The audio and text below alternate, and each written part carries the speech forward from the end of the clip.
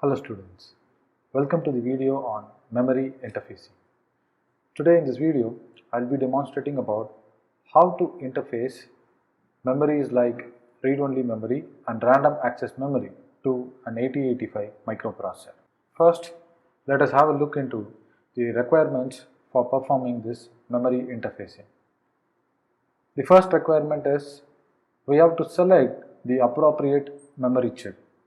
So practically speaking, when you try to build a microcomputer system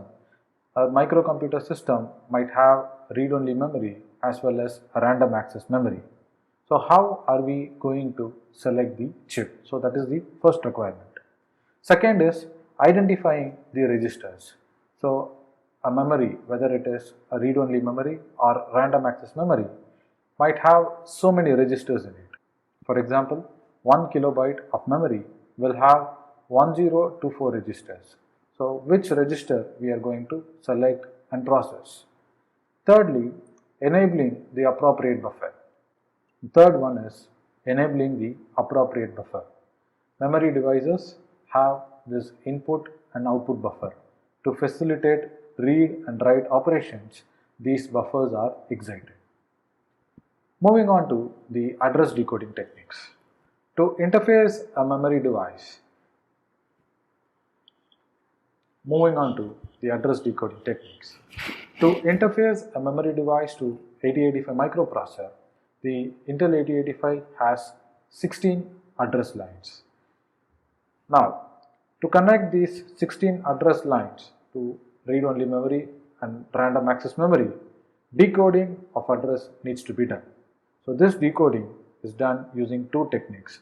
The first one is called as the absolute decoding technique, and the second one is called as the linear decoding technique.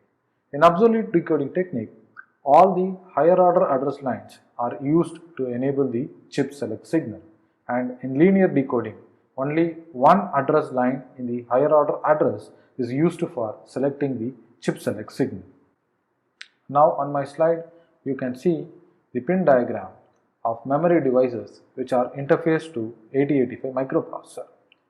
Here, absolute decoding technique is used. From this example, let's try to understand how absolute decoding works. As you can see in the example, there is a 1 KB of EEPROM and 1 KB of RAM used. Let's understand the concept of absolute decoding from this example. Here you can see this circuit is having a 1 kilobyte of ROM and 1 kilobyte of RAM. 1 kilobyte is equivalent to 1024.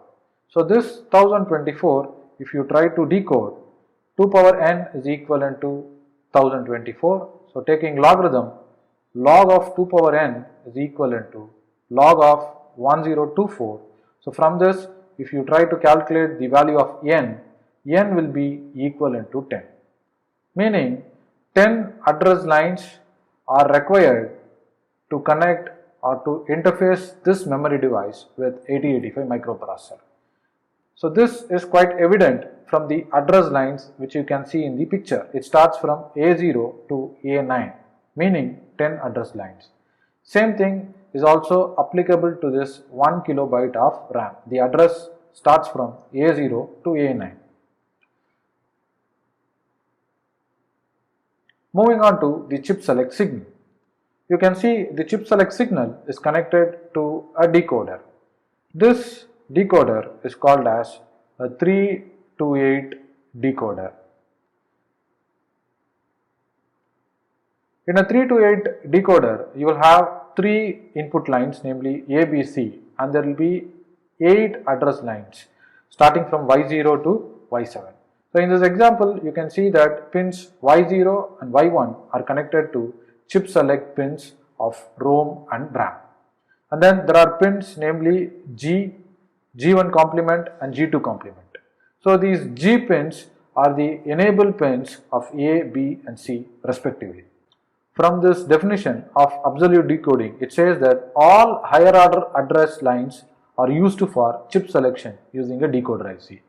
You can see the address locations starting from A0 to A9 are used by the memory ICs, and address locations A10 to A13 are used by the decoder IC to select the chip select signal.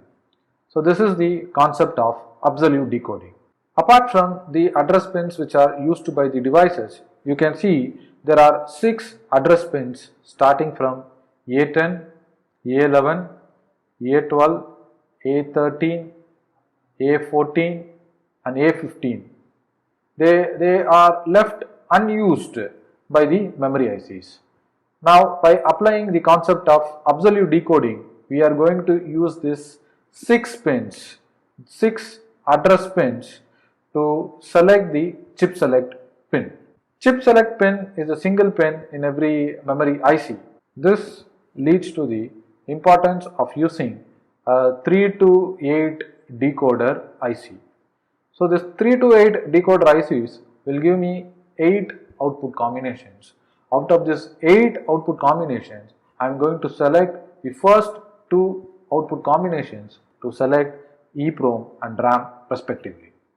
You will observe that pins A15 to A13, the higher order address pins, are used for controlling the inputs A, B and C of the decoder IC. And then pin number A10, A11, A12 are used for exciting the pins G1 and G2. Pins G1 and G2 are active low pins. Since there are 3 pins left, namely A10, A11 and A12, an OR gate is used to combine pins A11 and A12. So this is driving pin G1. G2 is connected to A10. This concept of connecting or using all the higher order address lines to select the chip select pin is called as absolute decoding. So here on my screen you can see the memory map for this address decoding technique. Memory map is basically a table which has got the details of the memory ICs, the address lines ranging from A15 to A0. So this address lines, every bit is represented by a binary number. Next to this we have a column which again represents the address. So here the address lines are represented by hexadecimal number. You can see under the memory ICs, the starting address of EEPROM is given, the ending address of EEPROM is given. Similarly, the starting address of RAM and ending address of RAM. When we solve a problem on address decoding technique, let us have a close look into the necessity and the procedure of writing this memory map. Moving further, linear decoding technique. In linear decoding technique, only higher order address lines are used for selecting the chip select pin. You can see the same example is taken here. We are having 1 kilobyte of EEPROM and 1 kilobyte of RAM. So 1 kilobyte of memory requires address pins ranging from A0 to A9. Totally 10 pins are used. So the remaining pins start from A11 to A15. Totally 6 pins. So out of the 6 pins, you will observe that only pin number A15 is used for triggering the chip select pin. This kind of decoding technique is called as linear decoding technique. The advantage in using linear decoding technique is there is no necessity of using a decoder IC to decode the higher order address pins to select the chip select pin. So this is the greatest advantage of using linear decoding. Next is the memory map of linear decoding technique, which is more or less same as the absolute decoding technique. See, one difference you will find in linear decoding technique is, since we are not using all the higher order address lines, you will observe that the unused address lines are marked as X. So X means don't care. Moving forward, we have the decoder IC. The decoder IC, which is used very popularly in memory interfacing of 8085 microprocessor, is the 74LS138 IC. So this is basically a 3 to 8 decoder IC. As you see the pin diagram of this IC, you will notice that pin A, B and C are used as the address input pin. Now coming to the output pins range from Y0 to Y6. On the right hand side you can see the pins 9 to 15. They are the output pins ranging from Y0 to Y6. On the left hand side you can see the last output pin, which is called the Y7th pin, that is assigned to pin number 7. Followed with that, we have the VCC pin, which is on the 16th location, and then we have the input enable pin. The input enable pin are used for enabling the address input pins A, B and C respectively.